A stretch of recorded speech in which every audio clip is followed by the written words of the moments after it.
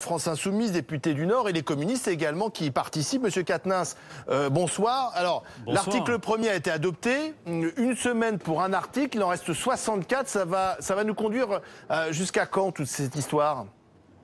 Écoutez, en toute hypothèse, il nous faudrait effectivement plus de semaines que le temps imparti pour étudier l'ensemble du texte. J'ai envie de vous dire, c'est la même chose qu'en commission spéciale il y a 10 jours. Souvenez-vous que la commission spéciale a été mise en échec parce que le temps que nous a laissé le gouvernement pour étudier le texte n'était pas suffisant.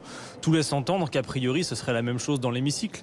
Raison pour laquelle, d'ailleurs, nous multiplions les interventions parce que, vous savez, on parle d'obstruction parlementaire, mais en réalité, on est très loin de l'obstruction parlementaire. Je vais même vous faire un aveu. S'il s'agissait de faire de l'obstruction parlementaire, clairement, nous ne sommes pas à la hauteur. Parce que les hautes heures de l'obstruction parlementaire à l'Assemblée nationale, notamment quand on a privatisé GDF, souvenez-vous-en, c'était 130 000 amendements. Là, on est à 41 000 amendements, tous groupes confondus. Donc clairement, on est très loin de l'obstruction parlementaire. Il y a une multitude d'interventions, c'est vrai. Il y a de multiples amendements, y compris des amendements de forme, je vous l'accorde. Mais par contre, toutes nos interventions sont faites sur le fond et ont vocation notamment à interroger le ministre présent et les rapporteurs sur le contenu de la loi. Mais est-ce que ça fait avancer le débat ? Monsieur Quatennens, un amendement sur un point-virgule, est-ce que vraiment ça éclaire les Français sur cette réforme ? Est-ce que ça fait avancer le débat démocratique ?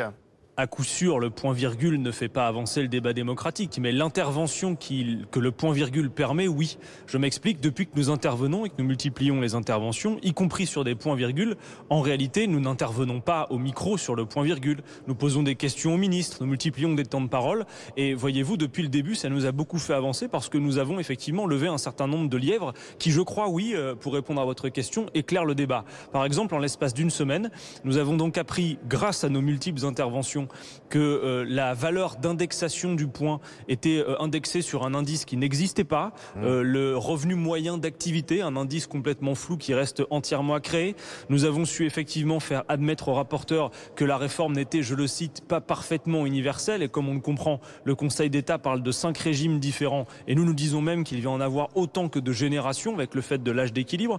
Nous avons aussi, pas plus tard que la semaine dernière, en fin de semaine, levé le lièvre sur ce qu'allait être une carrière complète. On voit que maintenant on fait référence à un nombre d'heures travaillées, ce qui complique encore les choses. Bref, il y a une multitude d'amendements. Clairement, notre intention, vous l'aurez compris, je ne vais pas mégoter avec vous, n'est pas de faciliter le travail du gouvernement. Nous importons à l'Assemblée nationale une colère, si j'en crois d'ailleurs les enquêtes d'opinion que vous avez diffusées, qui est majoritaire dans le pays. L'essentiel des Français veulent le retrait de ce texte. Alors ici, c'est vrai. L'essentiel des Français veulent aussi la suppression des régimes spéciaux. Si on est très, très précis sur les sondages qui sont publiés, notamment par BFM TV. Oui, sauf qu'en réalité, vous savez, cette réforme des retraites, elle va créer plus de régimes spéciaux qu'il en existe. Elle va en créer autant que de générations. Je vous prie de croire que c'est une véritable usine à gaz imbitable. Et quand on a retiré toutes les comptines enfantines et les éléments de langage d'Emmanuel Macron, vous savez, sur la réforme juste, simple et pour tous, les agriculteurs qui allaient pouvoir avoir 1 000 € de retraite, les femmes grandes gagnantes. Enfin, observez comme tout ça, c'est littéralement liquéfié sous le poids des arguments de l'opposition parlementaire et du Conseil d'État. Oui, mais attendez, vous dites mais donc admettez une chose, c'est que le débat parlementaire, même prolongé, a du sens. Et qui plus est, nous avons un contre-projet à défendre, vous le savez, qui permet l'équilibre financier et qui sera pas tout en garantissant. Vous savez aussi. Oui, mais dans ce cas-là, attendez, mais dans ce cas-là, on peut fermer l'Assemblée nationale, puisqu'en plus j'ai cru comprendre que ça coûtait trop cher, selon les mots de Florian Bachelier. La démocratie parlementaire doit être respectée en réalité dans ce débat. Le 49.3. Alors, déposer des amendements, c'est dans la Constitution. Le 49.3, c'est également dans la Constitution. Évidemment. Donc, est-ce que vous respecteriez le 49.3 ou est-ce que pour vous, c'est forcément un déni du débat ?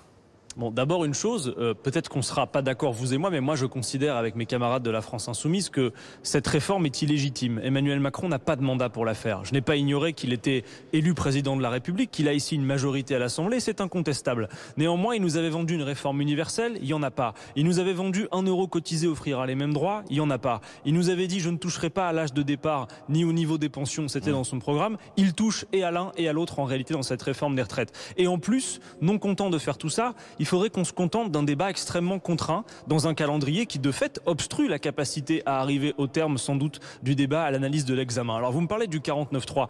Moi je veux juste vous souffler à l'oreille cette information. Le 49.3, à quoi ça sert normalement ? La dernière fois qu'il a été utilisé dans le pays, le 49.3, c'était lors de la mandature précédente, vous vous en souvenez, avec François Hollande, la loi El Khomri. Et souvenez-vous qu'à l'époque, c'était parce que François Hollande, la majorité, était fébrile. Il y avait des frondeurs et la possibilité que peut-être ils n'obtiennent pas la majorité à l'Assemblée nationale.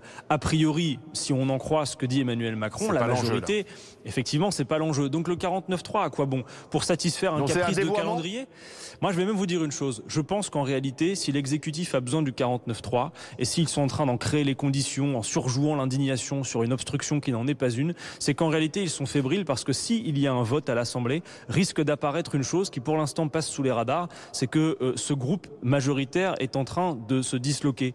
Depuis le début de l'année, vous avez 15 députés de la majorité qui ont quitté La République En Marche. Pour le dire autrement, pour se décaler un peu du débat sur l'obstruction parlementaire, je crois que le 49.3 rendrait un beau service au gouvernement, c'est que ça l'exonérerait de devoir assumer au grand jour la faiblesse de cette majorité qui est en train effectivement de se déstructurer. Donc voilà pourquoi je crois effectivement le gouvernement a peur des frondeurs, de frondeurs potentiels, c'est ça? Effectivement, je pense que s'il y avait un vote à l'Assemblée nationale, c'est-à-dire s'il n'y avait pas de 49.3, je crois que se verrait alors qu'effectivement cette majorité est en train de se disloquer, que ça ne ferait pas les affaires du gouvernement. Voilà pourquoi on les voit depuis 4 jours et alors que les débats viennent de démarrer. Enfin, on n'a fait que débattre pendant une semaine. Enfin, sur un texte qui est de 65 articles, vous l'avez dit, et qui nous engage pour des décennies. Enfin, on parle d'un chamboulement complet de notre système de retraite. Donc il faut prendre le temps du débat. Mais évidemment, enfin, quand on a privatisé TF1, ça a duré 2 mois. Quand on a privatisé GDF, il y a eu 130 000 amendements. Enfin, respectons aussi la démocratie parlementaire. On ne peut pas juste considérer que non content de passer au bulldozer sur notre système de retraite, il faudra en plus le faire à toute vitesse.